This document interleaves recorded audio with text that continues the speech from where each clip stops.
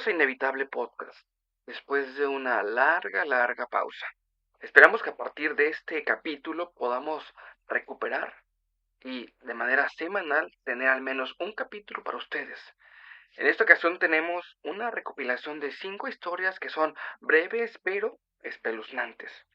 Esperamos sean de su agrado y comenzamos. ¿Dónde estoy?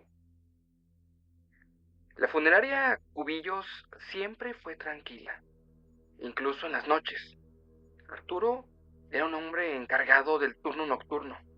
Ya estaba acostumbrado al silencio, al olor a formol y a las sombras que parecían moverse con la luz tenue de los pasillos. Esa noche había llegado el cuerpo de un hombre de unos 50 años. Su nombre era Ramiro. Había fallecido por un paro cardíaco en su casa ubicada por el centro de la ciudad, según el informe. Arturo lo había colocado en la sala fría, sobre la plancha metálica, y se disponía a llenar los papeles saliendo apenas de la sala, en un pasillo donde tenía una mesa con toda la documentación necesaria.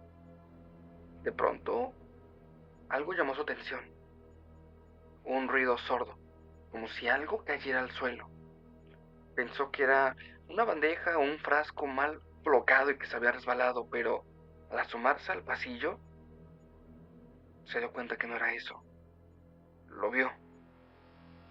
El cuerpo que recién había llegado, Ramiro, con la piel pálida y los ojos abiertos, justo se estaba incorporando, caminando de manera torpe y lenta, como si no entendiera su entorno.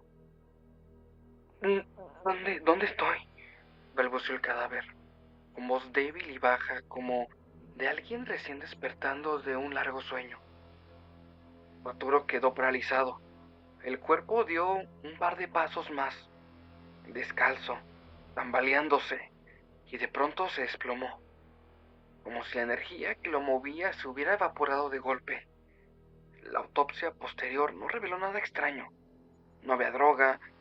Oficialmente, Ramiro había muerto 2 veces esa misma noche, y la segunda fue de manera extraña y traumática frente a Arturo. Desde entonces la sala fría nunca volvió a ser la misma, porque cada vez que Arturo pasa por allí, siente que alguien, quizás que algo, todavía no termina de irse. Las brujas de Naulinco. Cuentan en Naulinco, un pueblo enclavado entre las montañas de Veracruz, en México, que hay noches, las más oscuras, en las que las brujas bajan desde los cerros envueltas en ráfagas de viento caliente. No hacen ruido, solo un leve zumbido, apenas perceptible, como si una avispa enorme sobrevolara el techo de las casas. Hace décadas, una familia del barrio San Pablo vivió algo que nadie ha podido ni explicar ni olvidar. La señora María del Rosario, madre de 3 niños, notó que su bebé despertaba cada noche llorando, con la piel helada y marcas como si algo lo hubiera succionado. Pensó que era una enfermedad, hasta que una vecina la habló de manera clara. Eso no es fiebre, Rosario. Las brujas quieren llevárselo. Siguiendo las costumbres antiguas, la mujer colocó tijeras abiertas bajo la almohada del niño, una cruz de ocote en la puerta y esparció sal en las ventanas. Esa misma noche, ni siquiera pudo dormir. Se sentó con una vela prendida y esperó. Esperó y esperó. A eso de la madrugada, entre las 2 y 4 de la mañana, un chillido la despertó. Algo arañaba el techo. Algo que primeramente se había escuchado como un golpe seco, caminaba como si tuviera una clase de garra. Cuando se asomó por la rendija, vio una figura encorvada, de cabellera bastante larga, flotando sobre el tejado. No tenía rostro, solamente una sombra que palpitaba. María gritó una oración y la figura, luego de un par de segundos, desapareció en un remolino de aire caliente. Dicen que logró proteger a su hijo, Pero no todos en Naulinco tuvieron la misma suerte. A veces, los ancianos aún dejan tijeras bajo las cunas, porque aquí las brujas nunca se fueron, solamente están en la oscuridad esperando una noche sin luna para llevarse a los más pequeños de la casa. Siluetas. Fue idea de Saúl acampar en el monte, un cerro cubierto de niebla y bosque espeso a las afueras de Oaxaca. Éramos 5 en total: él, su novia Valentina, Mauro, Adriana y yo. Nos gustaba lo extraño, lo desconocido, lo que a otros les daba miedo, les hacía sentir incómodos por la falta de aditamentos que una casa te puede dar. Pero esa noche entendimos que hay cosas que realmente no debieran de buscarse. La caminata fue pesada.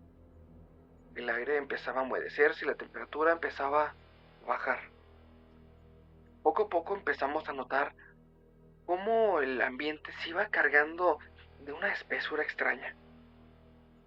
Subimos hasta un claro donde montamos las tiendas de acampar.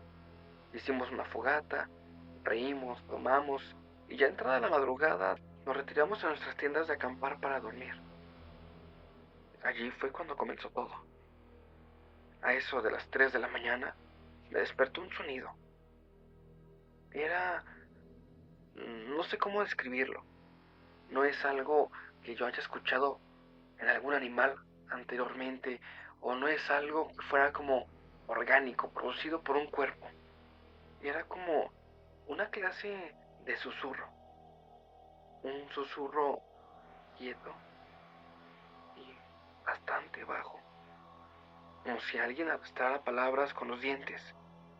Al principio creí que era el viento, ya que al chocar con las ramas de los árboles hacen un sonido extraño y en ocasiones hasta suele parecer que está silbando. Pero no era eso. Escuché pasos que al parecer daban círculos a las tiendas de acampar. Y poco a poco me di cuenta, después de reconocerlos, que no eran simplemente pasos de una persona, parecían ser pasos de varios, 2, 3, 4, 5 personas o animales, no lo sé. Sentí como el miedo se me trepaba por la espalda. De pronto, Valentina gritó desde su tienda. Salimos todos con linternas temblorosos y allí estaban. Eran siluetas. No estaba equivocado. Parecía ser una multitud en efecto. 4 o 5. Siluetas altas, delgadas, y parecían estar dando vueltas alrededor de la carpa de Valentina. No parecían tener rostro, pero con una densidad en la sombra parecía absurda, antinatural. Estaban justo entre los árboles, con las lámparas. Parecía que se habían replegado un poco hacia atrás. Empezaron a quedarse quietos, se detuvieron, no se movían, estaban allí, observándonos. Mauro apuntó con la linterna y una de las siluetas se encorvó hacia él, como si respondiera a la luz con rabia. No corrían, no hablaban, solamente se acercaban ahora sí, lentamente, como si el tiempo no les importara. No esperamos más. Recogimos lo poco que pudimos, como las mochilas y nuestras pertenencias de más valor, y dejamos las casas ahí, armadas. Corrimos monte abajo entre ramas, raíces y oscuridad. Yo recuerdo que me caí un par de veces. Escuchamos que nos empezaban a seguir, a veces más cerca, a veces más lejos, como si jugaran con nosotros. En ocasiones recuerdo que yo voltaba hacia atrás y estaban realmente cercas. Daba un par de pasos más y volteaba y estaban lejos. Desde esa noche, Saúl dice que ve esas siluetas cada vez que duerme en lugares nuevos. Mauro simplemente ya no acampa más. Y yo, cada vez que cierro los ojos en la oscuridad, tengo miedo, aún estando en mi propia casa, en mi propia cama, de que alguna sombra se esté acercando, despacio, que entre por la puerta de mi cuarto y que al abrir los ojos me la tope de enfrente, allí o a mi lado. La voz. Tenía 16 años cuando mis papás me dejaron sola por primera vez. Solamente sería un par de horas en lo que visitaban la casa de mi tía y mi tío. Regresarían ya entrada la noche. Yo fingí estar tranquila y me motivé al pensar que iba a ser una noche en la que iba a estar yo sola, pero que iba a ver películas y iba a comer algo rico. Cayó la noche y la casa quedó en silencio. Todo me pareció extraño, más grande, los pasillos, aquella sala, las habitaciones, y no sé por qué hasta un poquito más fría. Todo era silencio a menos que yo hablara o encendiera el televisor. Así que cerré con llave, luego fui a bañarme. El agua caliente me relajó. Me dio un baño bastante largo de casi una hora, hasta que escuché algo. Fue una voz. Yo cerré la ducha porque por alguna razón pensé que había alguien en la casa. Ya llegamos, hija. Era mi mamá. Su tono era tranquilo, pero había algo raro en su ritmo. Mamá, grité desde la regadera. ¿Tan rápido? No hubo respuesta, solamente un silencio. Apagué el agua, me sequé a toda prisa cuando salí al pasillo. El aire estaba más frío. No había luces encendidas, ni rastro de la camioneta afuera. No había ruido. Es como si siguiera sola. Solamente estaba el eco de mis propios pasos descalzos. Entré en la cocina. Todo estaba en orden. El cuerpo se me heló. Me vestí en segundos sin siquiera secarme bien el cabello. Tomé mi celular y salí corriendo al jardín delantero. Me senté en el borde de la banqueta temblando mientras llamaba a mis papás. Les expliqué. Ellos seguían con mis tíos. Y al escucharme así de inquieta, de nerviosa, decidieron salir arrancando literalmente para venir en mi búsqueda. Habré estado una media hora afuera, sentada en la banqueta con el frío, cuando de pronto vi el auto de mi papá y mamá entrando por la calle. Me preguntaron qué me había pasado. Les conté lo sucedido y, aunque mi papá siento que no me creyó, mi mamá la vi muy inquieta y nerviosa. Desde entonces, trato de no quedarme sola. Y bueno, esa fue mi historia. Ese no es Bruno. Nunca he sido de asustarme fácil, pero lo que pasó esa noche todavía no lo puedo explicar ni olvidar. Volvía tarde del trabajo. Como de costumbre, eran casi las 11 de la noche, y lo único que quería era acostarme y abrazar a Bruno, mi perrito. Él siempre me esperaba en la puerta, moviendo la cola como un loco apenas metía la llave en la cerradura. Pero esa noche fue distinta. Esa noche él no vino hacia mí. De hecho, tuve que buscarlo. La puerta no estaba cerrada con llave. Pensé que quizás la dejé mal puesta al salir en la mañana, pero eso no era así. Era raro. Así que entré y lo llamé. ¿Bruno? Nada. Visité la cocina, la sala, las habitaciones. No había rastro de él. Cuando me dirigía para el baño, lo encontré en el pasillo, sentado. Estaba inmóvil, bajo la luz de la lámpara. Y él solamente me miraba, los ojos bastante abiertos como si no lograra reconocerme. Chico, soy yo. Bruno. Le hablé con cariño, como siempre, pero ni siquiera movió la cola. Ni un centímetro. Solamente me miraba. Lo más raro es que tenía la cabeza un poco inclinada. Me acerqué y ahí fue cuando sentí algo. No era miedo. Era como si algo estuviera mal en el aire. Es como una clase de advertencia.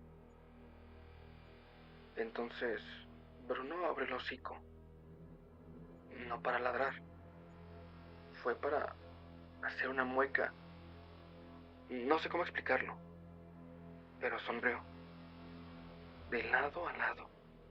Los dientes, que brillaban al estar bajo la iluminación de la lámpara, no eran sus dientes. Es decir, no eran colmillos. Eran unos dientes demasiado humanos para ser de perro. Di un paso atrás, temblando, y entonces habló. Bruno ya no vive aquí. La voz salió de su garganta como un gruñido profundo y mezclado con algo infantil. Una voz mezclada entre niño y algo gutural, rota, burlona. Corrí, salí de la casa y dormí en el auto esa noche. Al día siguiente, con la cabeza más fría y sin tanto miedo, pensé en que lo de anoche quizás lo había imaginado producto del cansancio. Así que decidí entrar a la casa y hacerme de valor. Al entrar me di cuenta que el pasillo estaba vacío, al igual que la cocina, la sala y las habitaciones. El baño también. No estaba ni Bruno ni aquella cosa que pensaba que era Bruno. Desde entonces, Bruno no ha vuelto y yo no he tenido la capacidad o el valor de hacerme de otra mascota.